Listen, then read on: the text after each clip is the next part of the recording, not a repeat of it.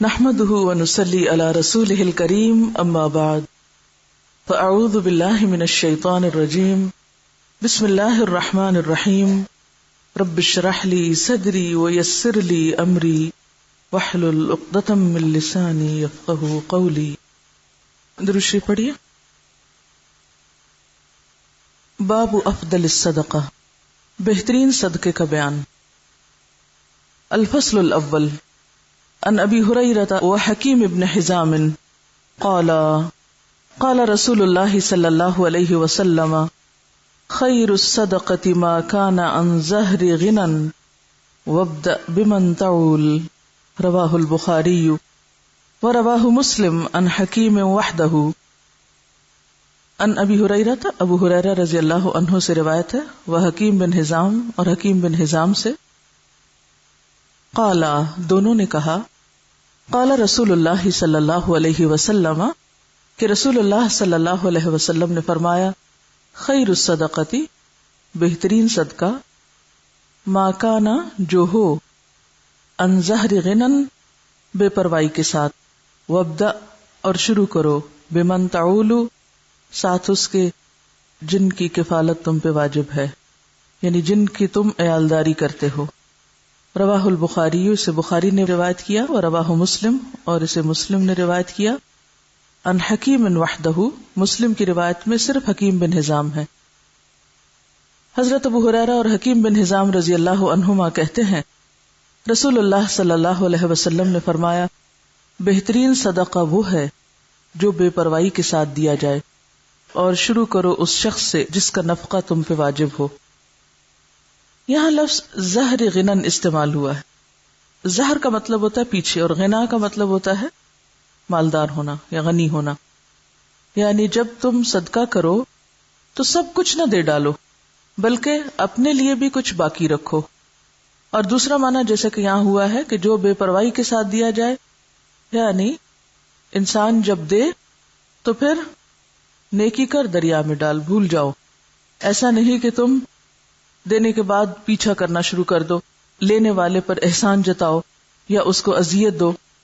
اور اسی طرح ابتدا اس سے کرو جو تمہارا قریبی ہو، یعنی جن کی کفالت تم پہ فرض ہے، اپنے بیوی بچوں سے، اپنے گھر والوں سے، اپنے رشتہ داروں سے. اب یہاں پر بہترین صدقہ، نمبر 1 اس شخص کا صدقہ جو دل کے اطمینان کے ساتھ خرچ کرے، دے کے بھول جائے، لینے والے کو دکھ نہ دے. اس کو کیوں بہترین صدقہ قرار دیا گیا؟ اس کو اچھا صدقہ کیوں کہا گیا کہ یہ اچھا صدقہ ہے؟ دیکھیے، بہترین صدقہ وہ ہے جو بے پروائی کے ساتھ دیا جائے. کیوں بے پروائی کے ساتھ دیے ہوئے صدقے کو بہترین کہا گیا؟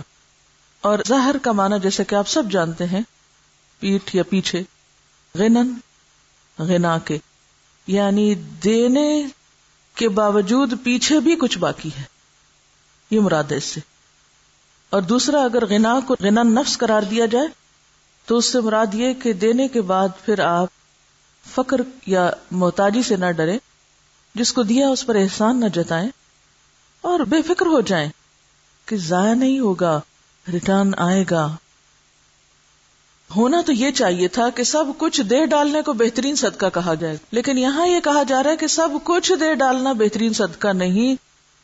بہترین صدقہ وہ ہے کہ جب آپ دیں تو دینے کے بعد آپ خود محتاج نہ ہو جائیں. قرآن پاک میں اس کے بارے میں ایک آیت آتی ہے، کیا؟ وَلَا تَجْعَلْ يَدَكَ مَغْلُولَةً إِلَىٰ عُنُقِكَ وَلَا تَبْسُطْهَا كُلَّ الْبَسْطِ فَتَقْعُدَ مَلُومًا مَحْسُورًا. لا تبسطها كل البسط، اسے روکا گیا ہے، سب کچھ دے ڈالنے سے روکا گیا ہے. کیوں؟ فتقعد ملوما محسورا، ورنہ تم خود عاجز، محتاج، درماندے، ملامت زدہ ہو کے بیٹھ جاؤ گے، خود لوگوں کے آگے ہاتھ پھیلانے لگو گے. اور بہترین صدقہ کون سا ہے؟ جو تم سب سے پہلے اپنے گھر والوں کے اوپر خرچ کرتے ہو. اب گھر والوں پہ خرچ کرنا فرض ہے، تو فرض کی ادائیگی پر اجر بھی زیادہ ہے، جیسے نفل پر بھی ثواب ہے. لیکن اگر آپ فرض نماز چھوڑ کر نفل پڑھ رہے ہیں تو نفل فائدہ مند نہیں، پہلے فرض ادا کریں. اسی طرح جب آپ باہر دینے لگے تو پہلے دیکھ لیں کہ گھر والوں کے پاس ہے یا نہیں. اب آپ سوچ رہے ہوں گے کہ وہ پھر ان صحابی نے گھر والوں کو بھوکا چھوڑ کے دوسروں کو کیوں دیا؟ بتائیے. ہر حکم کے اندر استثنائی صورتیں موجود ہوتی ہیں. جیسے غزوہ تبوک کے موقع پر حضرت ابوبکر نے جب سب کچھ دیا تو وہ ایک ایمرجنسی کی کیفیت تھی. اس وقت دین کے جغرافیائی سرحدیں جو ہیں ان کی حفاظت بھی مقصود تھی.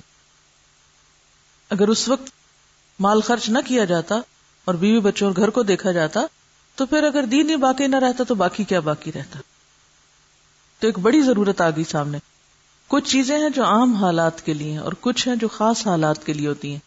اسی طرح جس خاص کنڈیشن میں وہ شخص آیا تھا اس میں کہیں بھی اس کے لیے کھانا نہیں تھا، مسافر تھا، مہمان تھا. اور پھر وہ لفظ اگر آپ کو یاد ہو، اکرمی ضیف رسول اللہ صلی اللہ علیہ وسلم، کہ رسول اللہ کے مہمان کی عزت. یعنی یہ بھی ایک بہت بڑی بات ہے کہ کوئی شخص کہاں سے ریکمینڈ ہو کے آ رہا ہے، اس کے ساتھ مجھے کیسے معاملہ کرنا ہے.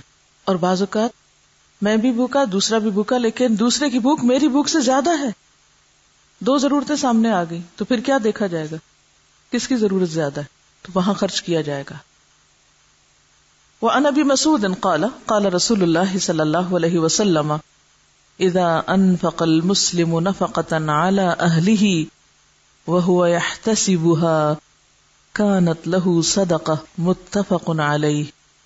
وعن ابی مسعود، ابو مسعود رضی اللہ عنہ سے روایت ہے، قال کہا، قال رسول اللہ فرمایا رسول اللہ صلی اللہ علیہ وسلم نے، اذا انفق جب خرچ کرتا ہے، المسلم مسلمان، نفقتن کوئی خرچ، علی اہلہ اپنے گھر والوں پر، وہوا اور وہ، یحتسبها ثواب کی امید رکھتا ہے اس سے، کانت ہے لہو اس کے لیے، صدقہ صدقہ. متفق علیہ، متفق علیہ روایت ہے. حضرت ابو مسعود رضی اللہ عنہ کہتے ہیں رسول اللہ صلی اللہ علیہ وسلم نے فرمایا کہ مسلمان جب اپنے اہل و عیال پہ خرچ کرتا ہے اور اس سے ثواب کی توقع رکھتا ہے تو یہ بھی اس کے لیے صدقہ ہی شمار ہوتا ہے. کتنی خوبصورت بات، کتنا خوبصورت ہے یہ دین.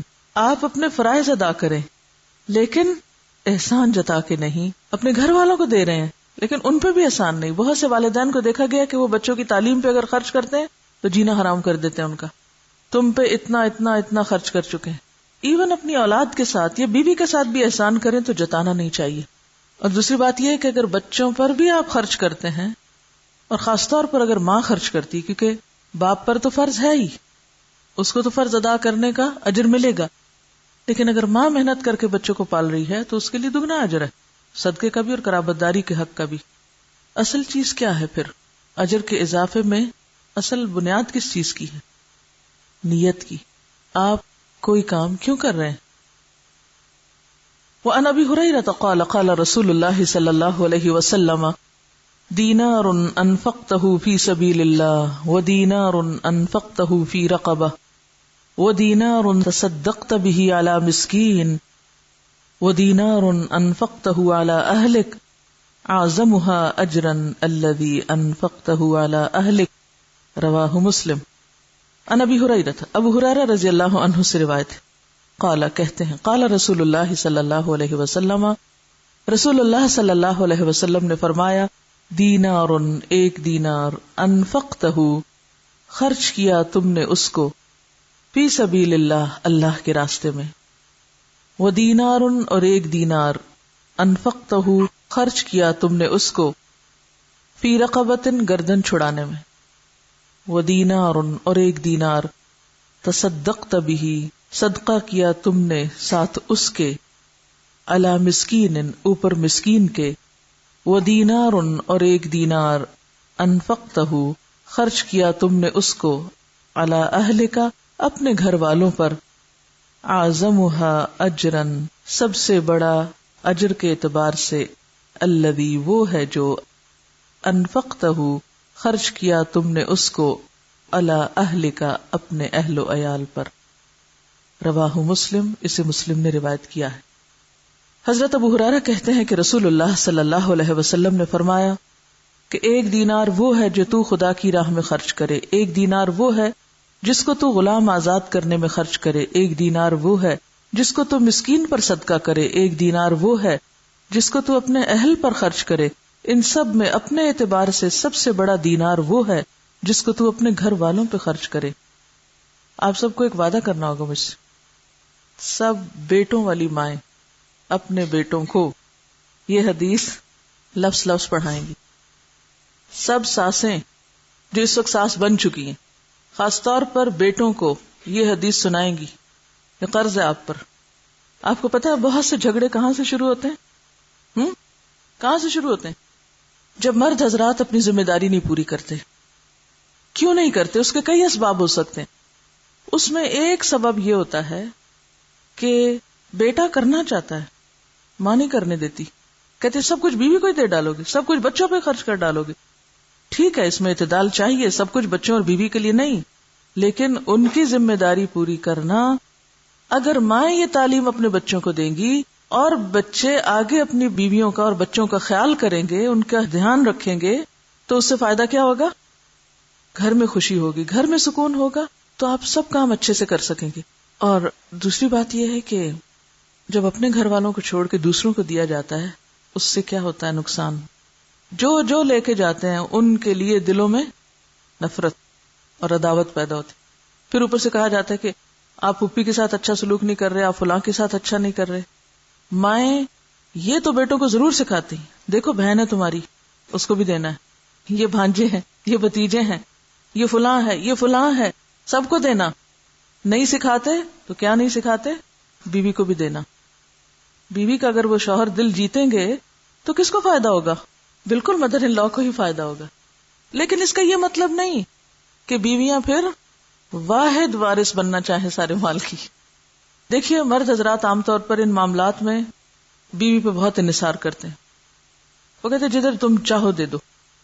اکثریت کو میں نے یہ دیکھا ہے، جو چاہو کرو۔ اب عورت کے ہاتھ میں ایک چیز آ گئی، اب ایک اور آزمائش، ہر نعمت آزمائش۔ اب اس پہ کیا فرض عائد ہوتا ہے کہ وہ سارا کچھ چھپا کے اپنے پاس ہی نہ رکھ لے۔ پھر اگین جب بہو پہ بات آتی ہے تو بہو اور بیٹی کے یا نند بھاوج کے آپس میں تعلقات کیوں خراب ہوتے ہیں؟ مثلا شوہر نے کچھ دیا، بہن کو نہیں دکھانا، چھپانا ہے، ساس سے بھی چھپانا ہے، اس سے بھی چھپانا ہے، اس سے بھی چھپانا ہے۔ اس کے کوئی وجوہات ہو سکتے ہیں، لیکن ان مسائل کو کم کرنے کے لیے اصل جو چیز چاہیے وہ دلوں کا بڑا ہونا ہے۔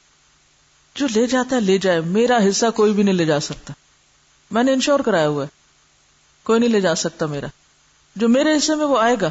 اور اگر اللہ ہی نے نہیں لکھا میرے حصے میں، کسی کو دینے کی توفیق نہیں ہوگی، چاہے میں ٹکرے مار کے مروں، نہیں مل سکتا، لکھا ہی نہیں میری قسمت میں۔ تو اس لیے ان معاملات میں تھوڑی بے پرواہی کی بھی ضرورت، تھوڑی نہیں بلکہ بہت، دلوں کی وسعت کی بھی ضرورت ہے۔ شوہر رازق نہیں ہوتے، رازق کون ہے؟ اللہ۔ اگر وہ ہمیں دینے کی بجائے ماں کو دے رہے ہیں، بہن بھائیوں کو دے رہے ہیں، باہر کہیں دے رہے ہیں، اس پہ بہت جلنے کڑنے کی ضرورت نہیں۔ جو آپ کا وہ آ جائے گا، جو اللہ نے آپ کے لیے لکھا ہے وہ کہیں سے بھی آئے گا۔ تو جب تک ہم بھروسہ اللہ کی ذات پہ نہیں کریں گے نا تو بات نہیں بنے گی۔ یہ قصہ سنا رہی ہیں کسی کا کہ بیٹا جاب بھی کرتا تھا، بزنس بھی کرتا تھا، جو مال کماتا تھا ماں کو لا کے دیتا تھا۔ عام طور پہ ایسے ہی ہوتا ہے، بچے ماں سے اٹیچڈ ہوتے ہیں، سب کچھ انہیں کو سمجھنے لگا۔ اب ہوا کیا کہ جب شادی ہوئی تو بیوی کا مطالبہ شروع ہوا، لیکن وہ ساس جو تھی وہ ان کو عادت نہیں تھی دینے کی یا شیئر کرنے کی۔ تو اب نقصان کیا ہوا کہ بہو جو ہے وہ مسلح پہ بیٹھ گئی، یار رب بزنس خراب ہو، نہ مجھے دے نہ اس کو دے، کسی کو بھی نہ ملے۔ ہاں پھر لوگ انتہا پسندی میں یہاں تک پہنچ جاتے ہیں کہ اگر میرا نہیں تو کسی کا بھی نہیں۔ تو یہ طرز عمل بھی درست نہیں۔ یاد رکھیے کوئی بھی اصلاح ہو نہیں سکتی جب تک کہ دو طرفہ، دونوں طرف سے دل نہ بڑا کیا جائے، دونوں فرائض ادا کرنے میں نہ لگ جائے۔ اگر دونوں حقوق مانگنے میں لگ گئے تو مسئلہ خراب ہوگا۔ تو یہاں پر آپ دیکھیے کہ خیر کے کاموں میں خرچ کرنے کا بھی اجر بتایا گیا، لیکن اس کے ساتھ ساتھ اہل و عیال پہ خرچ کرنا بھی باعث اجر و ثواب ہے۔ اور ذمہ داری میں نے آپ پہ امانت ڈال دی ہے، بیٹوں کو یہ حدیث سنانی ضرور ہے اپنی زبان سے۔ وَأَنْ ثَوْبَانَ قَالَ قَالَ رسول اللہ صلی اللہ علیہ وسلم افضل دینار ينفقه الرجل دینار ينفقه على عیاله وَدِينَارٌ يُنْفِقُهُ عَلَى دَابَّتِهِ فِي سَبِيلِ اللَّهِ وَدِينَارٌ يُنْفِقُهُ عَلَى أَصْحَابِهِ فِي سَبِيلِ اللَّهِ رواہ مسلم۔ وَعَنْ ثوبان رضی اللہ عنہ سے روایت ہے، کہا قال رسول اللہ صلی اللہ علیہ وسلم کہ رسول اللہ صلی اللہ علیہ وسلم نے فرمایا، افضل دینار بہترین دینار، ينفقہ خرچ کرتا ہے اس کو، الرجل ایک شخص، دینار وہ دینار ہے، ينفقہ جسے وہ خرچ کرتا ہے، علی عیالہ اپنے گھر والوں پر، ودینار اور دینار، ينفقہ خرچ کرتا ہے اس کو، علی دابتہ اپنی سواری پر، فی سبیل اللہ اللہ کے راستے میں، ودینار اور ایک دینار، ينفقہ خرچ کرتا ہے اس کو، علی اصحابہ اپنے دوستوں پر، فی سبیل اللہ اللہ کے راستے میں، رواہ مسلم اسے مسلم نے روایت کیا۔ حضرت ثوبان کہتے ہیں کہ رسول اللہ صلی اللہ علیہ وسلم نے فرمایا کہ بہترین دینار جس کو آدمی خرچ کرتا ہے وہ دینار ہے جس کو وہ اپنے گھر والوں پہ خرچ کرتا ہے، اور وہ دینار جس کو وہ اپنے اس جانور پہ خرچ کرتا ہے جس کو پالا ہے اس نے اللہ کے راستے میں جانے کے لیے، اور وہ دینار جس کو وہ خرچ کرتا ہے اپنے دوستوں پر اللہ کے راستے میں، اسے مسلم نے روایت کیا۔ اب آپ دیکھیے کہ پھر سب سے پہلے گھر والوں کی بات ہے، گھر والوں کو مطمئن کرو، کیونکہ جب انسان گھر والوں کو مطمئن کر دیتا ہے نا تو وہ اس کے مددگار بن جاتے ہیں، جب وہ مددگار ہو جاتے ہیں تو ان سے بہتر مددگار پھر کوئی نہیں ہوتا، آپ کے لیے زندگی آسان ہو جاتی ہے۔ اور آپ نے دیکھا ہوگا اکثر کہ اگر گھر کے اندر چخبخ ہے، گھر کے اندر کھینچا تانی ہے، تو آپ باہر کتنا بھی سکون کا وقت گزار کے آئیں، جب تک گھر میں سکون نہیں تو زندگی بیکار ہے۔ گھر میں سکون لینے سے نہیں دینے سے آتا ہے، آپ دینے والے بن جائیں، خدمت کرنے والے بن جائیں، محبت کرنے والے بن جائیں، دینے والے بن جائیں، تو آپ دیکھیں گے کہ بہت ساری خوشیاں جو آپ کروڑوں میں نہیں خرید سکتے وہ آپ کے حسن سلوک سے آپ کو ملنے لگیں گی، آپ کی بے نیازی سے آپ کو ملنے لگیں گی، آپ کے اللہ پہ توکل اور بھروسے کی وجہ سے آپ کی طرف پلٹیں گی۔ تو یہاں پر آپ دیکھیے کہ سب سے افضل دینار گھر والوں پہ خرچ کرنا، آپ نے گھر والوں کو کھلا دیا، پلا دیا، ضرورت کی چیزیں دے دی، پوری کر دی، وہ مطمئن ہے۔ اب آپ نکلیے باہر جانے کے لیے سواری چاہیے، اور سواری اللہ کے دین کے لیے۔ آج کل کوئی دابہ یعنی کوئی جانور وغیرہ، جیسے گھوڑا گدھا تو نہیں ہوتا لیکن گاڑیاں شاید گھوڑوں گدھوں سے بھی زیادہ خرچہ مانگتی ہیں، ہر تھوڑے دن کے بعد پیٹرول کی قیمت اوپر چلی جاتی، جب اوپر جاتی تو آپ سوچتے ہیں اوہ میرا فلاں اور فلاں وزٹ، اس کا کیا بنے گا؟ پہلا خیال یہ نہیں آتا گھر کے کاموں کا کیا، پہلا یہ آتا اوہ اب تو شاید میں پڑھنے نہ جا سکوں، اب تو شاید میں فلاں جگہ درس پہ نہ جا سکوں، پیٹرول بہت مہنگا ہو گیا۔ اب یہ جو آپ صدقہ باہر ادھر ادھر کرتے رہتے ہیں، وہ صدقہ اپنے ہی گاڑی میں کریں، یا گاڑی کی مرمت، آپ کو پتا ہے کہ گاڑی کی مرمت بھی پھر ہزاروں مانگتی ہے، اسی گاڑی پہ لگائیں۔ اگر آپ کو کسی اور کو دینے کی نہیں بھی فرصت ملی تو جو گاڑی آپ اللہ کے راستے میں استعمال کر رہے ہیں وہ پیٹرول کھائے یا موبائل یا پھر مرمت، سی این جی، واٹ ایور، وہ کیا ہے؟ فی سبیل اللہ، صدقہ ہے۔ گاڑی پر لگانا صدقہ ہے، اور اگر آپ صدقے کی نیت سے لگائیں گے کہ یا رب یہ سواری اللہ کے راستے میں مجھے دور دور لے جاتی ہے، تو بہترین صدقہ ہے۔ اور پھر اور بھی اچھا اگر اس گاڑی پہ آپ کچھ اور لوگوں کو بھی سوار کر لیں یا کسی کو دے دیں استعمال کے لیے۔ وَدِينَارٌ يُنْفِقُهُ عَلَى أَصْحَابِهِ فِي سَبِيلِ اللَّهِ۔ اب جب آپ اللہ کے راستے میں نکلتے تو اکیلے کہاں نکلیں گے؟ اکیلے تو نہیں نکل سکتے، ساتھ ہوں گے نا ساتھی۔ جب ساتھی ساتھ ہوں گے، کسی کو کھانا چاہیے، کسی کو سواری چاہیے، کسی کو کتاب چاہیے، کسی کو کچھ چاہیے۔ پہلے گھر والوں کو مطمئن کیا، پھر راستے کا انتظام کیا، پھر جہاں گئے وہاں جو آپ کے ساتھی ہیں ان کی ضروریات کا خیال رکھا، بہترین صدقہ۔ آپ کو حدیث یاد ہے جس میں آتا ہے کہ بندوں کی محبت اگر چاہیے تو کیا کرو؟ جو کچھ بندوں کے ہاتھ میں ہے اس سے بے نیاز ہو جائے، بندے تم سے محبت کرنے لگیں گے۔ اور جب تک تم بندوں کے ہاتھ کی چیز کے پیچھے پڑے رہو گے محبت نہیں ملے گی ان سے، اور ونس وہ محبت کرنے لگ جائیں تو پھر آپ دیکھیں ان سے آپ کچھ بھی کروا سکتے ہیں۔ پھر مشکل نہیں ہوگا. ہم گھر والوں سے کھینچا تانی جب رکھتے ہیں تو نتیجتاً نہ وہ ہماری مانتے نہ ہم ان کی مانتے ہیں. تو گھروں کی کشمکش دور کرنا ضروری ہے، اور اس کے لیے مال اہم کردار ادا کرتا ہے. جو دینے والے نہیں ان کو دے کر سکھائیں. بعض لوگوں کو دینا آتا ہی نہیں، سیکھا ہی نہیں، بچپن سے ہی بخل پہ ٹریننگ ہے.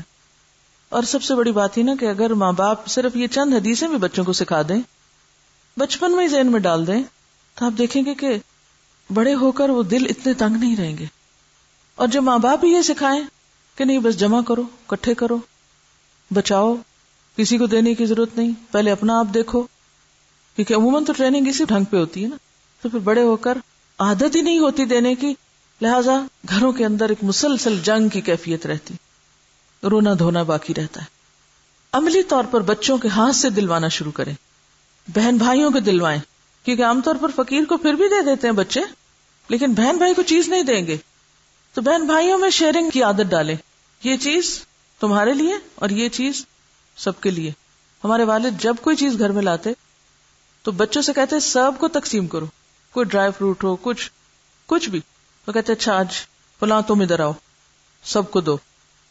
اس سے دینے کی عادت پڑتی اور اپنوں کو دینے کی عادت پڑتی، ورنہ انسان اپنوں کو دینے میں بعض اوقات زیادہ بخیل ہوتا ہے. دسترخوان سے یہ ٹریننگ شروع کی جائے. ہمارے والد ہمیں کہتے تھے کہ عید تمہیں رمضان میں مل جائے گی، کیونکہ رمضان میں ثواب زیادہ ہوتا ہے، تو میں تم لوگوں کو عید رمضان میں دینا چاہتا ہوں. ہمیں ہمیشہ عید ایک دن پہلے مل جاتی تھی یا 2 دن پہلے. جب مل جاتی تھی تو پھر کہتے تھے اب تم اللہ کے راستے میں نہیں دو گے، پھر ہم ہی سے نکلواتے تھے. تو اس وقت تو دل بہت تھوڑا ہوتا تھا کہ یہ کیا مشکل ہے. تو یہ ہے کہ یعنی گھر میں کوئی ایسی چیز رکھ لیں جس میں ڈالتے جائیں بچے، کوائنز ڈالنے کا، کوئی برتن، کوئی پاٹ، کوئی اینی تھنگ، اور پھر جب وہ بھر جائے تو پھر جا کے خود اپنے ہاتھ سے خرچ کریں، یعنی اللہ کے راستے میں دیں، جہاں بھی دلوانا ہو آپ کو. ایدھی کی اگر آپ نے بایوگرافی پڑھی، میں نے ساری پڑھی، 3 دن میں پڑھی تھی میں نے، اور بہت کچھ سیکھا تھا میں نے اس میں وہ لکھتے ہیں کہ اس کام کے کرنے کے پیچھے کون تھا؟ کہتے ہیں میری ماں، جو بالکل پڑھی لکھی نہیں تھی اور بہت غریب گھرانے سے تعلق رکھتے تھے، لیکن ماں ان کے ہاتھ سے بہت صدقہ کرواتی تھی. وہ کہتے ہیں کہ وہ ایک چھتی کے اوپر وہ رکھی ہوئی ہوتی تھی ایک کٹورا یا پیالہ، اور اس میں پیسے ہوتے تھے، مجھے چڑھا کے اترواتی تھی، پھر کہتی جاؤ وہاں دے کر آؤ، اور مجھے دوڑاتی تھی دور دور تک گاؤں میں، اور جہاں جہاں ضرورت ہوتی تھی وہاں مجھے بھیجتی تھی. تو وہ کر کر کے ایک ایسی عادت پڑی کہ پھر وہ کیے بغیر چین بھی تو نہیں آتا. جب آپ کو بچپن سے عادت پڑ جائے تو پھر آپ نہیں چھوڑ سکتے، پھر وہ رگ رگ میں چلا جاتا ہے. اور بچپن سے بخل پہ بچوں کو پالے، رگ رگ میں بخل گھس جائے گا، ساری زندگی خود بھی اذیت اٹھائیں گے اور دوسروں کے لیے بھی وبال جان ہوں گے. کیونکہ بخیل شخص جو ہے اس کے ساتھ زندگی بسر کرنا سب سے مشکل کام ہوتا ہے. اور پھر آپ دیکھیے خاص طور پر یہ حدیث مسلم کی روایت ہے اور بڑی خوبصورت حدیث ہے، جس میں کہ فی سبیل اللہ اپنے ساتھیوں پہ خرچ کرنا، ان کی ضروریات پر. وعن ام سلمۃ قالت قلت یا رسول اللہ الی اجر ان انفق علی بنی ابی سلمہ انما هم بنیہ فقال انفقی علیہم فلک اجر ما انفقت علیہم متفق علیہ. وعن ام سلمہ سے روایت ہے، قالت کہتی ہیں قلت میں نے کہا یا رسول اللہ، اے اللہ کے رسول صلی اللہ علیہ وسلم، الی اجر کیا میرے لیے اجر ہے، ان انفقا کہ میں خرچ کروں، علی بنی ابی سلمہ ابو سلمہ کے بچوں پر، انما ہم بنیہ بے شک وہ میرے بچے بھی ہیں. آپ کو معلوم ہے نا کہ حضرت ام سلمہ جو آپ کی اہلیہ محترمہ تھی، ان کی شادی پہلے ابو سلمہ سے ہوئی تھی، اور پھر وہ 4 بچے چھوڑ کر فوت ہوئے تھے، اور وہ بچے اپنے ساتھ حضور کے گھر لائی تھی. فقال تو آپ نے فرمایا انفقی علیہم ان پہ خرچ کرو، فلک اجر ما انفقت علیہم تو تمہارے لیے اجر ہے جو بھی تم ان پہ خرچ کرو گی. متفق علیہ، متفق علیہ روایت ہے. حضرت ام سلمہ کہتی ہیں کہ میں نے حضرت صلی اللہ علیہ وسلم سے عرض کیا، اے اللہ کے رسول صلی اللہ علیہ وسلم، اگر میں ابو سلمہ کے بیٹوں پر جو میرے بیٹے بھی ہیں خرچ کروں، کیا مجھ کو اس کا ثواب ملے گا؟ آپ نے فرمایا تو ان پر خرچ کر، تجھ کو ثواب ملے گا اس کا جو تو ان پہ خرچ کرے گی. یہ سوال ام سلمہ کے ذہن میں کیوں آیا؟ کیونکہ عورت کے اوپر خرچ کی ذمہ داری نہیں، عورت پہ نان نفقہ واجب نہیں اولاد کا، یہ شوہر کا فرض ہے.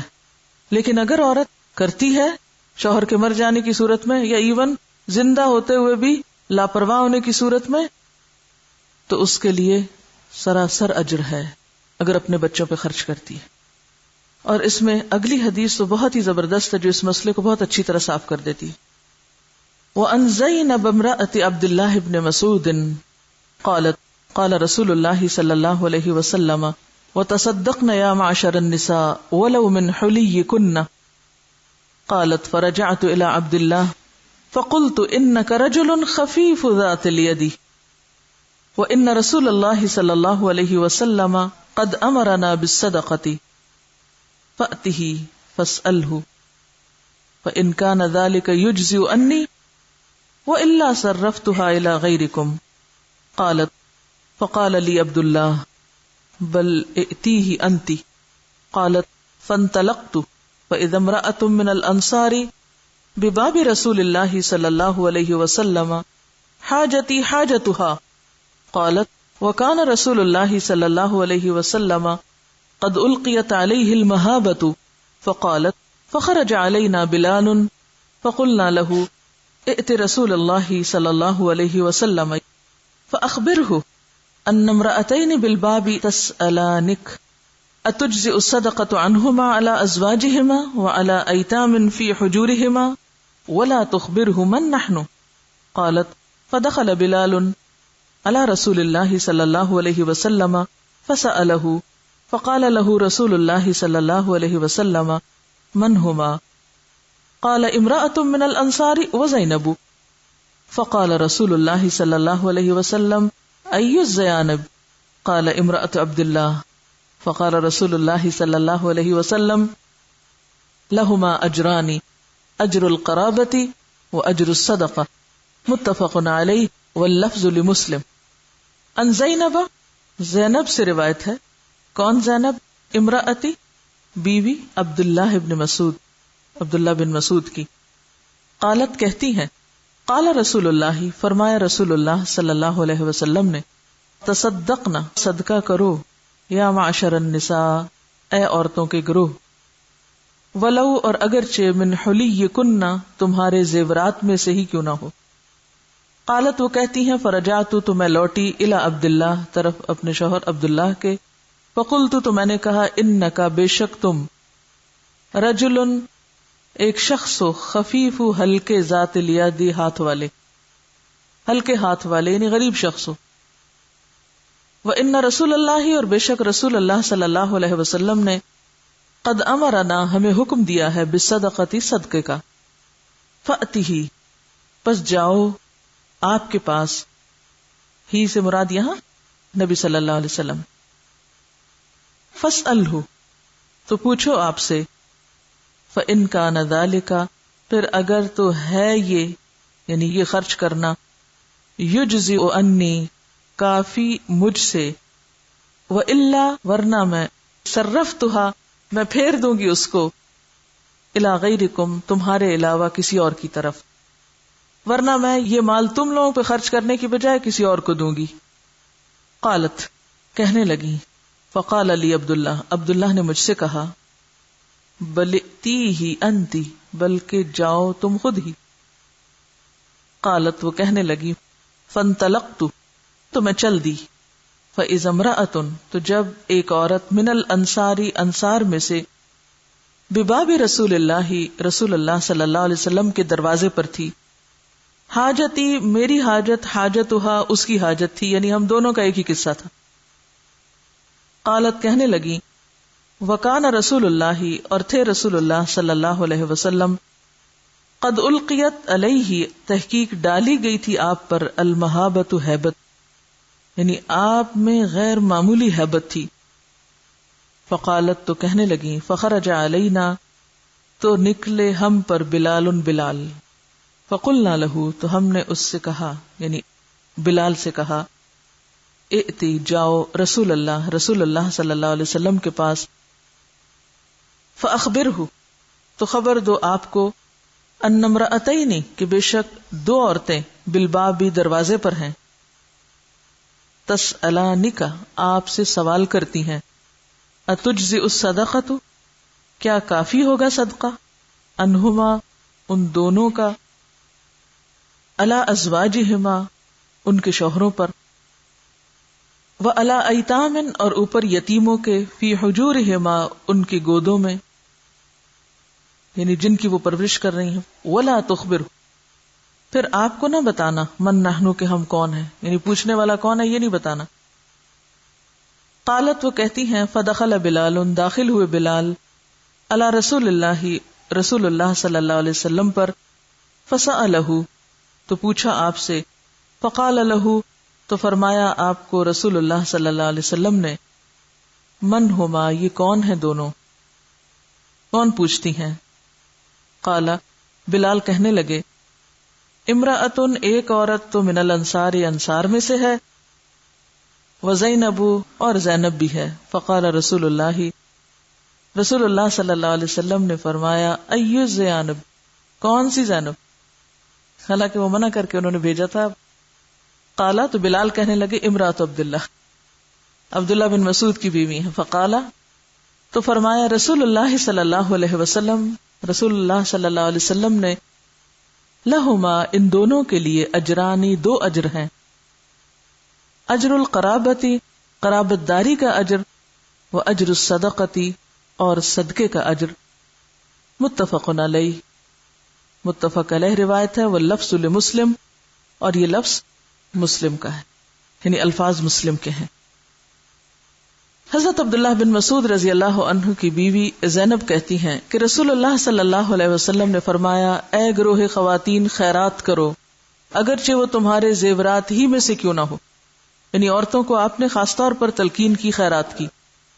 زینب کہتی ہیں کہ رسول اللہ صلی اللہ علیہ وسلم کا وعظ سن کر جب میں اپنے شوہر عبداللہ کے پاس پہنچی تو میں نے ان سے کہا کہ تم ایک مفلس آدمی ہو، اور رسول اللہ صلی اللہ علیہ وسلم نے ہمیں خیرات کرنے کا حکم دیا ہے، لہٰذا تم حضرت صلی اللہ علیہ وسلم کی خدمت میں حاضر ہو کر دریافت کرو کہ اگر میں تم پر اور تمہاری اولاد پر خرچ کروں تو یہ کافی ہوگا یا نہیں۔ یہ لفظ آتا ہے نا، اتجزئ الصدقۃ عنہما کیا کافی ہو جائے گا صدقہ ان دونوں کی طرف سے، یعنی ان دونوں کو دینے پر، ورنہ پھر دوسروں کو صدقہ دوں۔ زینب کہتی ہیں، عبداللہ نے یہ سن کر مجھ سے کہا کہ تم ہی جاؤ۔ زینب کہتی ہے، میں گئی اور دیکھا کہ ایک انصاری عورت رسول اللہ صلی اللہ علیہ وسلم کے دروازے پر بیٹھی ہے، اور اس کی حاجت بھی میری ہی حاجت کی مانند تھی، وہ بھی یہی بات دریافت کرنے آئی تھی۔ زینب کہتی ہے کہ رسول اللہ صلی اللہ علیہ وسلم میں غیر معمولی ہیبت تھی۔ دفعتاً ہمارے پاس بلال آئے، ہم نے ان سے کہا کہ رسول اللہ صلی اللہ علیہ وسلم کی خدمت میں حاضر ہو کر عرض کرو کہ دو عورتیں دروازے پہ بیٹھی ہیں اور دریافت کرتی ہیں کہ اگر وہ اپنے شوہروں اور ان یتیم بچوں کو جو ان کی پرورش میں ہیں صدقہ دیں تو کیا یہ کافی ہو جائے گا، اور آپ سے یہ ذکر نہ کرنا کہ پوچھنے والی عورتیں کون ہیں۔ زینب بیان کرتی ہیں کہ بلال چلے گئے اور رسول اللہ صلی اللہ علیہ وسلم کی خدمت میں حاضر ہو کر مسئلہ پوچھا۔ آپ نے دریافت فرمایا، یہ دونوں عورتیں کون ہیں؟ بلال نے کہا، ایک انصاری عورت ہے، دوسری زینب ہے۔ آپ نے پوچھا، کون سی زینب؟ بلال نے کہا، عبداللہ کی بیوی۔ آپ نے فرمایا، ان کو دوہرا ثواب ملے گا، ایک ثواب تو قرابت کا اور دوسرا صدقے کا۔ کتنا زیادہ عورت کے حقوق کو اس طرح پروٹیکٹ کیا گیا، خاص طور پر وہ عورتیں جن کو شوہر کی طرف سے مالی مشکلات کا سامنا ہو۔ پہلی بات تو یہ کہ آپ صلی اللہ علیہ وسلم نے عورتوں کو الگ خاص طور پر صدقے کی تعلیم دی، اور وہ ایک اور حدیث سے پتہ چلتا ہے کہ آپ نے فرمایا کہ تکثرن اللعن، تم زبان کا غلط استعمال کرتی ہو، کثرت سے لعن طعن کرتی ہو، یعنی ڈانٹ ڈپٹ بچوں کو، ادھر ادھر ہر ایک چیز کو، تو تمہیں خیرات کرنی چاہیے۔ اس سے کیا پتہ چلتا ہے کہ زبان کے گناہوں کا کفارہ کس میں ہے۔ اور پھر دوسری وجہ آپ نے بتائی تھی کہ تم خاوند کی ناشکری ہوتی ہو، وہ جتنا بھی احسان کرے تو تم نہیں مانتی اس کو۔ اس ناشکرے پن کا بھی کفارہ اور ازالہ کس میں ہے؟ صدقے میں۔ اب جب صدقے کی بات آئی تو وہ کہتی ہیں کہ میں گھر پہنچی، کہتے ہیں کہ حضرت عبداللہ بن مسعود کی جو اہلیہ تھی وہ ہنر مند تھی اور اپنے ہاتھ سے کوئی کام کیا کرتی تھی اور اس سے کمائی کرتی تھی۔ اب عبداللہ بن مسعود کچھ نہیں کماتے تھے، فقیر آدمی تھے، سب ذمہ داری انہی کی تھی۔ وہ واپس آئی، جب سنا کہ صدقہ خیرات کرنا ہے تو گھر آ کر کہنے لگی کہ دیکھو تم تو ایک مفلس آدمی ہو اور آپ نے ہمیں صدقے کا حکم دیا ہے، لہذا تم جا کر یہ پوچھ کے آؤ کہ میں تم پہ اور تمہاری اولاد پہ جو خرچ کرتی ہوں وہ میرے حق میں صدقہ لکھا جائے گا. کیا کافی ہوگا صدقہ؟ یہی صدقہ کافی ہے یا اس کے علاوہ میں باہر بھی کروں؟ زینب کہتی ہیں کہ عبداللہ نے سن کے مجھ سے کہا کہ نہیں، میں تو نہیں جاتا پوچھنے، تم خود ہی جاؤ. یہی جھگڑے ہوتے ہیں نا گھروں میں. اب یہ دیکھیں کہ ایک طرف وہ کام نہیں کر رہے، دوسری طرف مسئلہ بھی نہیں پوچھ کے دے رہے. ایسے میں اس عورت کو کیا کرنا چاہیے تھا؟ کیا حق بنتا تھا؟ کیا کریں؟ یہ ہم جیسا کوئی ہوتا وہاں تو کیا کرتا؟ لڑائی جھگڑا. ہاں ٹھیک ہے، تم نہیں پوچھتے تو ناسی میں تمہیں نہیں دیتی، میں دے رہی ہوں کسی اور. کہتے جاؤ خود پوچھو. اب دیکھیں وہ خود چلی جاتی ہیں. کیوں چلی جاتی ہیں؟ وجہ وہ کچھ کرنا چاہتی ہے نا. تو جس کو کچھ کرنا ہو وہ رستہ تلاش کرتا ہے کہ نہیں مجھے تو کرنا ہے اور صحیح چیز کرنی ہے اور بہتر کرنی. اگر تمہیں دینا بہتر ہے تو تمہیں ہی دوں گی، اور اگر کہیں اور دینا بہتر ہے تو میں پھر جا کے پوچھ کے کسی اور کو دیتی ہوں. یعنی بعض خواتین کو بالکل ایگزیکٹلی اس طرح کے مسائل ہو سکتے ہیں، نہ شوہر کمائے اور نہ شوہر کوئی کام کر کے آئے. اب نعوذ باللہ اس سے حضرت عبداللہ بن مسعود کی کوئی توہین مقصود نہیں، اللہ کے واسطے اس کو الٹ معنی میں نہ لے. صرف یہ ہے کہ بعض شخصیتیں ایسی ہوتی ہیں، ان کو اللہ نے ایسے ہی بنایا ہے، وہ نئی ذمہ داریاں لیتی بہت ساری، یا یہ کہ ان کے اوپر کوئی اور ذمہ داری ہوتی. آپ کو معلوم ہے عبداللہ بن مسعود بہت بڑے فقیہ صحابہ میں سے تھے. ان کی دلچسپی سارا وقت پڑھنے پڑھانے سے ہو سکتی، ان کو دلچسپی نہیں دنیا کے کسی کام سے. ایسے بھی لوگ ہوتے ہیں. اب دیکھیں نا کہ ہر مرد کی شادی ہونی ہے، ہر عورت کی ہونی ہے، اب کسی کا کسی سے تو واسطہ پڑے گئی. آپ کتنا بھی اچھا رشتہ تلاش کر لیں، کیونکہ بعض اوقات کہتے ہیں نا سوچ سمجھ کے رشتہ کریں. بھئی کسی نہ کسی کے پلے تو کسی نے پڑنا ہی ہے. مسئلہ تو پھر جس کے بھی پلے پڑ گئے، اگر آپ کے نہیں کسی اور کے، تو مسئلہ تو وہیں رہا. تو ایسی صورت میں پھر کیا ہے؟ پھر نباہ کے طریقے سوچے جائیں، ایڈجسٹمنٹ کے طریقے سوچے جائیں، ورنہ پھر خود کو اذیت دینا ہے. اب کیا ہوتا ہے کہ وہ خود چلی جاتی اور جا کے حضور کے دروازے پر کھڑی ہو جاتی ہیں. وہاں ایک اور عورت بھی پہنچی ہوئی ہے جن کا بالکل یہی مسئلہ ہے، کامن مسئلہ ہے، یونیورسل پرابلم ساری ایجز میں. اور ان عورت کو بھی آج ہی کیوں یہ مسئلہ پیش آیا؟ کیونکہ وہ بھی بات سن کے گئی ہوگی، حدیث سن کے گئی ہوگی، اور ان کو بھی یہی خیال آیا کہ اچھا اب کیا ہو. بہرحال اب وہ کہتی ہیں کہ حضور کی ہیبت ایسی تھی کہ اتنی جرت نہیں ہو رہی تھی کہ اندر جائیں. اب جب بتایا تو بلال باہر نکلے، کیونکہ بلال ایک طرح سے دربان کا کام بھی کرتے تھے، آپ کے خادموں میں سے بھی تھے. تو بلال سے کہا کہ دیکھو ہم یہ دو عورتیں دروازے پہ بیٹھی ہیں اور جن کا سوال یہ ہے، مسئلہ یہ ہے، جاؤ تم پوچھ کے آؤ کہ اگر ہم اپنے شوہر پر اور ان یتیم بچوں پر جو ہماری پرورش میں ہیں ان پہ خرچ کریں تو کیا یہ ہمارے لیے صدقہ شمار ہوگا؟ اور ساتھ ہی یہ نہیں بتانا کہ پوچھنے والا کون ہے. یہ بھی اکثر خواتین کی عادت ہوتی ہے. کیا کرتی ہیں؟ میرا نام نہ لینا. ایسا کیوں ہوتا ہے ویسے؟ نام کیوں چھپاتے ہیں ہم؟ لمبا سا خط لکھیں گے مشوروں سے بھرا ہوا، آپ کی خیر خواہ. کچھ سمجھ نہیں آتی کہ خیر خواہ کہاں سے تعلق رکھتا ہے. جب تک یہ نہ پتا چلے مسئلہ ہے کس کا تو بس کو سمجھ بھی نہیں آتا. صرف خالی مسئلہ کچھ اور ہوتا ہے جب کانٹیکسٹ میں ہوتا ہے. جس شخص کی طرف سے ہے اگر آپ اس کو بھی سمجھ رہے ہیں تو بالکل بات اور ہو جائے گی. تو وہ کہتی ہیں کہ بتانا نہیں. اب انہوں نے تو کہہ دیا بتانا نہیں، لیکن حضرت بلال بھلا کیسے نہ بتائیں جب حضور پوچھیں کچھ؟ اس سے کیا پتا چلتا ہے؟ لائلٹی، وفاداری آپ کے پاس ہیں، آپ کے میسج لے جا رہے ہیں، لا رہے ہیں، تو یہ وفاداری بے حد ضروری ہوتی ہے. کیونکہ بعض اوقات آپ کہیں کام کر رہے ہیں، باہر سے لوگ آتے ہیں، وہ کیا کہتے ہیں؟ ان کو فیور دیا جائے اور جس کے آپ کام کر رہے ہیں اس کے وفادار نہ ہو. تو ایسے میں پھر دو میں سے کس کا وفادار ہونا ہے آپ کو؟ مالک کا وفادار. اور جھوٹ بھی تو نہیں بول سکتے نا، کیسے نہ بتائیں؟ اور بتانے میں حرج بھی تو کوئی نہیں تھا، اس میں کون سی ایسی بڑی بات تھی؟ وعدہ بھی نہیں کیا تھا اور کوئی راز کی بات نہیں تھی. پھر اس میں آپ دیکھیے کہ آپ صلی اللہ علیہ وسلم نے کیوں اتنی تفتیش کی، یعنی کیوں اتنی تفصیل سے پوچھا. تو یہ یاد رکھیے کہ جب آپ کسی کے سامنے اپنا مسئلہ پیش کریں تو ذرا اپنا تعارف بھی ضرور کرائیں. بیک گراؤنڈ کا پتہ نہ ہو تو جو مفتی ہے وہ آپ کو ایسا جواب دے گا کہ جو آؤٹ آف کانٹیکسٹ ہوگا. بعض اوقات ہم ادھوری بات لکھ دیتے ہیں اور مفتی کو بھی آزمائش میں ڈال دیتے ہیں، اور پھر مفتی بھی آج کل آگے پیچھے کچھ نہیں پوچھتے، وہ کہتے ہیں ہماری ذمہ داری نہیں تفتیش کرنا. اور پھر آپ دیکھیے کہ سب سے پہلی مثال تو خود حضرت خدیجہ کی ہے، جنہوں نے اپنے شوہر پر خرچ کیا. ان کو کیا صلہ ملا اس کا؟ سب میں زیادہ مالدار خاتون تھی حضرت خدیجہ، لیکن انہوں نے بغیر کسی آر کے اپنے شوہر پہ خرچ کیا، اگرچہ وہ ایک مشن میں تھا لیکن پھر بھی خرچ کیا۔ اب آپ دیکھیے کہ اللہ تعالی کی طرف سے ان کے لیے سلام آیا اور جنت میں موتیوں کے محل کی خوشخبری آئی۔ پھر اس کے بعد آپ دیکھیے یہ 2 خواتین ہیں جو اپنے شوہروں پہ اور بچوں پہ خرچ کرنے والی، اور ان کو کیا خوشخبری دی گئی کہ تمہارے لیے تو دگنا اجر ہے، شوہر خرچ کرے تو 1 اجر ہے، بیوی خرچ کرے تو دگنا اجر ہے، اور وہ صدقہ بھی شمار ہوگا۔ اسی لیے بیوی شوہر کو زکوٰۃ بھی دے سکتی ہے، جبکہ شوہر بیوی کو زکوٰۃ نہیں دے سکتا۔ حضرت زینب بیان کرتی ہیں کہ بلال چلے گئے اور رسول اللہ صلی اللہ علیہ وسلم کی خدمت میں حاضر ہو کر مسئلہ پوچھا۔ آپ نے دریافت فرمایا یہ دونوں عورتیں کون ہیں؟ بلال نے کہا ایک انصاری عورت اور دوسرے زینب۔ پوچھا کون سی زینب؟ بلال نے کہا عبداللہ کی بیوی۔ فرمایا ان کو دوہرا ثواب ملے گا۔ کتنا انکریج کر کے بھیجا، کتنا پریکٹیکل ہے ہمارا دین۔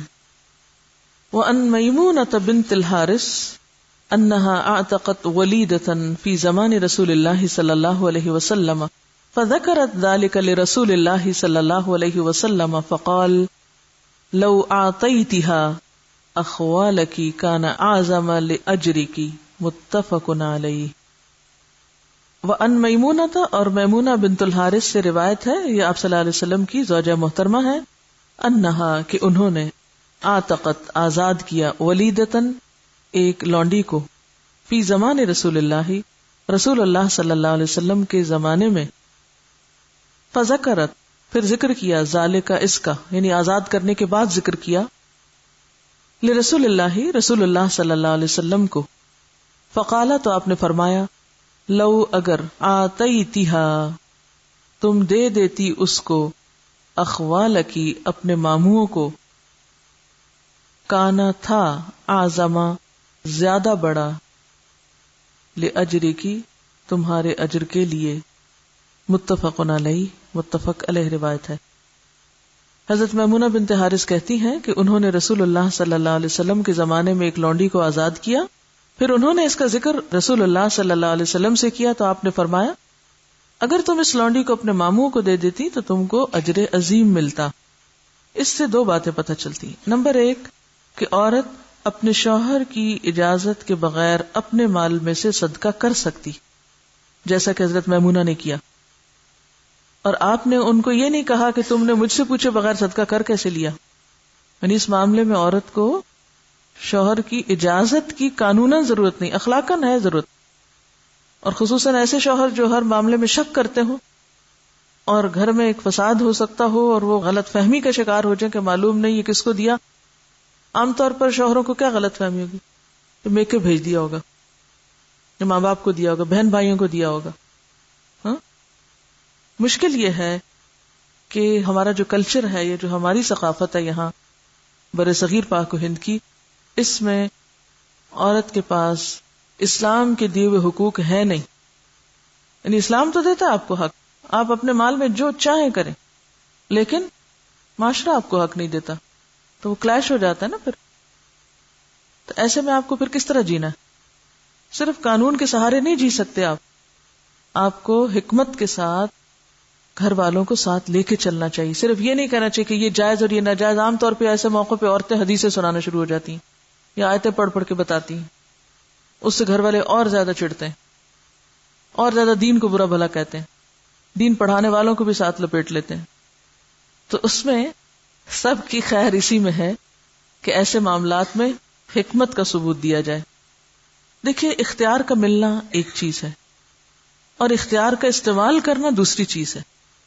ضروری نہیں کہ اگر اختیار مل ہی جائے تو انسان اس کو استعمال ہی کرتا رہے، اس کو سوچ سمجھ کے اختیار کرے جس میں نقصان کی بجائے فائدہ ہو۔ دوسری بات جو یہاں بتائی گئی وہ یہ کہ جب انہوں نے کر لیا تو شوہر کو بتایا، بالکل چوری چھپے ایسے کام نہیں کرنے چاہیے، شوہر سے ذکر کرتے رہنا چاہیے تاکہ کوئی غلط فہمی نہ ہو، بدگمانی نہ ہو، اعتماد میں لے کے ایک دوسرے کو ایسے کام کرنے چاہیے، خواہ آپ کے ذاتی مالی کیوں نہ ہو۔ دوسری بات، آپ نے ان کو کیا سجیسٹ کیا؟ اگر تم اپنے ماموں کو دیتی تو زیادہ بہتر تھا، کیونکہ ہو سکتا ہے کہ ان کے ماموں زیادہ ضرورت مند تھے۔ یہ کون تھی بھلا حضرت میمونہ؟ کن کی رشتہ دار تھی؟ مشہور شخصیت ہیں تاریخ کی جن کی یہ رشتہ دار تھی، خالد بن ولید کی. وعن عائشہ قالت یا رسول اللہ ان لی جارین فإلی ایہما اہدی قال الی اقربہما منک بابا رواہ البخاری. وعن عائشہ، حضرت عائشہ سے روایت، قالت کہتی ہیں یا رسول اللہ، اے اللہ کے رسول صلی اللہ علیہ وسلم، ان لی جارین میرے دو پڑوسی، فإلی ایہما تو ان دونوں میں سے کس کی طرف اہدی میں ہدیہ بھیجوں؟ قال فرمایا الی اقربہما ان میں سے جو زیادہ قریب ہے، من کی تجھ سے، بابن دروازے میں. رواہ البخاری، بخاری نے اس کو روایت کیا. حضرت عائشہ کہتی ہیں کہ میں نے حضرت صلی اللہ علیہ وسلم سے پوچھا کہ اے اللہ کے رسول صلی اللہ علیہ وسلم، میرے دو ہمسائے ہیں، ان میں سے کس کو ہدیہ بھیجوں؟ حضرت ابو ذر کہتے ہیں کہ رسول اللہ صلی اللہ علیہ وسلم نے فرمایا جس کا دروازہ تمہارے دروازے سے زیادہ قریب ہو. اس سے کیا پتہ چلتا ہے؟ فالاقرب الاقرب وابدأ بمن تعول، ہمیشہ جہاں آپ رہتے ہوں آپ کے قریب والوں کا حق آپ پر زیادہ ہے. کیوں؟ اس کی حکمت بتائیے مجھے، کیا حکمت ہے اس میں؟ قریب والوں کا حق کیوں زیادہ ہے؟ پڑوسی کا حق زیادہ، اور پڑوسیوں میں بھی جو زیادہ قریب پڑوسی ہے یا پھر رشتہ دار ہے، دوسری طرح کی قرابت ہے، کیوں؟ وائی؟ یہ اتنا امپورٹنٹ کیوں ہے؟ دینا بھی آسان ہے، ہمارے پاس جو کچھ ہے اس کی ساری انفارمیشن بھی ان کو ہوتی ہے اور وہ نظر بھی اس پہ رکھتے ہیں، اور اگر آپ نہیں دیتے تو ان کے اندر حسد اور بغض پیدا ہوتا ہے اور اس کے نتیجے میں تعلقات بھی خراب ہوتے ہیں. ہر کوئی اگر اپنے قریب والوں کا خیال رکھنا شروع کر دے، ان کی ضروریات کو دیکھنا شروع کر دے، جو کہ سب سے آسان ہے. ہم عموماً جب نیکی کا سوچتے ہیں تو وہ دور بیٹھے ہوئے لوگوں کا تو سوچتے ہیں، مگر جو آس پاس قریب ہی ہیں ان کو بھول جاتے ہیں. تو ترتیب یہی ہے، قریب سے یعنی قدم قدم قدم آگے دائرہ پھیلائیں، لیکن ابتدا میں وہ دائرہ چھوٹا ہی ہوگا. اب اس کو یوں دیکھیے، آپ ایک نقطہ لگائیے، نقطے کی کیا ویلیو؟ ایک نقطہ ہے، اس کے گرد سرکل لگائیے، کریے ایکٹیویٹی، سرکل پر سرکل لگائیے، پھر ایک اور سرکل لگائیے اس کو. اب آپ دیکھیے کہ دائرہ وسیع ہوتا جائے گا نا، دائرہ بڑا ہوتا جائے گا نا، ہر سرکل کے آگے ایک اور سرکل لگتے آٹومیٹیکلی دائرہ بڑھتا جائے گا. لیکن آپ آغاز کس سے کریں؟ قریب والے دائرے سے. اس میں آسانی بھی ہے، اس میں بھلائی بھی ہے کہ یہ سارے آپ کے سپورٹر ہو جائیں گے، سارے مددگار بن جائیں گے، یہ زیادہ آپ کے کام آنے والے بھی بن جائیں گے. اگرچہ اس نیت سے نہیں کسی کے ساتھ بھلائی کرنی چاہیے، لیکن جیسے حضرت موسیٰ علیہ السلام نے کہا تھا وَاجْعَلْ لِي وَزِيرًا مِّنْ أَهْلِي هَارُونَ أَخِي. وَعَنْ أَبِي ذَرٍّ قَالَ قَالَ رسول اللہ صلی اللہ علیہ وسلم اذا طبخت مرقة فأكثر ماءها وتعاهد جيرانك. رواہ مسلم. وعن ابی ذر، ابو ذر رضی اللہ عنہ سے روایت ہے، قال کہا، قال رسول اللہ فرمایا رسول اللہ صلی اللہ علیہ وسلم نے، اذا طبخت مرقة جب پکاؤ تم شوربہ، فأكثر زیادہ کر لو، ماءها اس کا پانی زیادہ ڈال دو، وتعاهد اور خیال رکھو، خبرگیری کرو، جیرانک اپنے ہمسایوں کی، یعنی اپنے ہمسایوں کا خیال رکھو اور زیادہ شوربہ پکا کر ان کو بھی بھیجو. رواہ مسلم. حضرت ابو ذر رضی اللہ عنہ کہتے ہیں کہ رسول اللہ صلی اللہ علیہ وسلم نے فرمایا جب تو شوربہ پکائے یعنی سوپ بنائے تو اس میں زیادہ پانی ڈال اور خبرگیری کر اپنے ہمسایوں کی. یہ جو بات ہے طبختہ، ابو ذر سے کہا تھا طبختہ، طبختی کیوں نہیں کہا؟ مرد تو نہیں پکاتے، منع نہیں ہے مردوں کو پکانا، بالکل منع نہیں ہے. دنیا کے مشہور شیف جو ہے، بہترین شیف کون ہے؟ عورتیں تھوڑی، مرد ہی ہیں. جی ہاں، تو مردوں کی کوکنگ جائز ہے، مردوں کے ہاتھ کا پکا ہوا آپ کھا سکتے ہیں. اکثر لوگ پوچھتے رہتے ہیں کرسچن کا پکا ہوا کھا سکتے ہیں، مرد کوک کو رکھ سکتے ہیں گھر میں، مرد کا پکا ہوا کھا سکتے ہیں؟ بالکل کھا سکتے ہیں. اچھا، دوسری جو اہم بات ہے یہاں پر وہ ہے ہمسایوں کی خبرگیری، قریبی ہمسایوں کے ساتھ شیئرنگ کھانے پینے کی چیزوں میں. اور پانی زیادہ پڑے گا تو کیا ہوگا؟ ہنڈیا میں زیادہ شوربہ ہوگا، دل بھی بڑا ہوگا دینے سے، اور پھر بخل دور ہوگا. اور پھر جب آپ دینے والے ہوں گے تو کوئی آپ کو بھی نہیں بھولے گا انشاءاللہ. آپ کو پتا ہے کہ مجھے اور اداروں کا تو نہیں پتا، شاید جو ہمارے اسلامی مدارس ہیں ان میں بھی لڑکوں کو کچھ کوکنگ وغیرہ سکھاتے ہیں، آئی ڈونٹ نو. لیکن ایک اسکول کے بارے میں جانتی ہوں، کراچی گرامر، کہ جہاں باقاعدہ لڑکوں کو سوپ وغیرہ بنانا اور چھوٹی چھوٹی کوکنگ کرنا سکھاتے ہیں، بٹن لگانا اور چھوٹی چھوٹی سلائی، اور اس میں کوئی امتیاز نہیں. میں سوچتی ہوں یہ سنت تو ہمارے رسول صلی اللہ علیہ وسلم کی ہے.